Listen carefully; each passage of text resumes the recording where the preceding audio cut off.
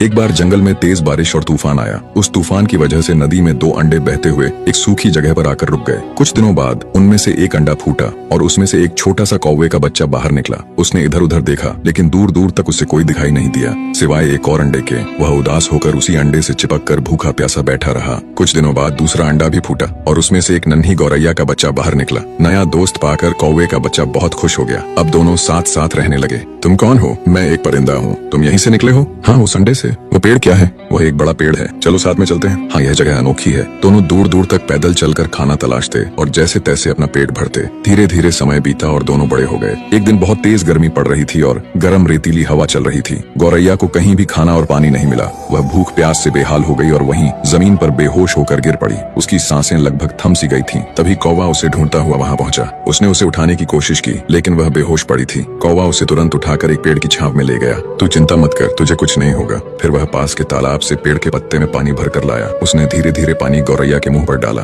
कुछ ही देर में गौरैया को होश आने लगा। फिर कौवा तालाब के पास गया, मिट्टी खोदकर कुछ केंचुए निकाले और उसे खिलाया। गौरैया बोली, दोस्त, अगर आज तुम न होते तो शायद मैं इस दुनिया में न होती। कौवा मुस्कुराकर बोला, अरे पागल, दोस्त होते ही हैं मुसीबत में काम आने के लिए। जिस दोस्त ने जिंदगी बचाई उसी ने घर छीन लिया। उन दोनों का उनके सिवा कोई नहीं था। कौवा अपनी दोस्त गौरैया को बहुत मानता था। दोनों खुशी खुशी साथ रहने लगे। कई महीने गुजर गए। एक दिन गौरैया ने एक विशाल पेड़ के पास अपना नया घोंसला बनाया और खाना लेने चली गई। कौवा थोड़ा आलसी और चालाक था। वह गौरैया के नए घोंसले में रहने लगा। अरे वाह, कितना कमाल का घर बनाया है दोस्त गौरैया ने, मगर उसने बताया नहीं। ओहो, लगता है सरप्राइज देना चाहती होगी। जब गौरैया वापस आई और उसने कौवे को अपने घोंसले में बैठा देखा तो वह गुस्से में उसे भला बुरा कहने लगी। यह मेरा घोंसला है कौवे, बिना पूछे यहाँ रहने की हिम्मत कैसे हुई तुम्हारी? जिस पर भरोसा किया वही मेरा घर छीनने बैठ गया। यही दोस्ती थी तुम्हारी? मैंने तुम्हें अपना समझा था और तुमने मुझे ही बेघर करने की सोची। अभी के अभी निकल जाओ यहाँ से। मेरे घोंसले में तुम्हारे लिए कोई जगह नहीं है। कौवा उदास होकर बोला, मैंने सोचा था हम साथ रहेंगे, पर मैं गलत था, मुझे माफ कर दो। लेकिन गौरैया ने उसकी एक न सुनी और उसे अपने घोंसले से भगा दिया।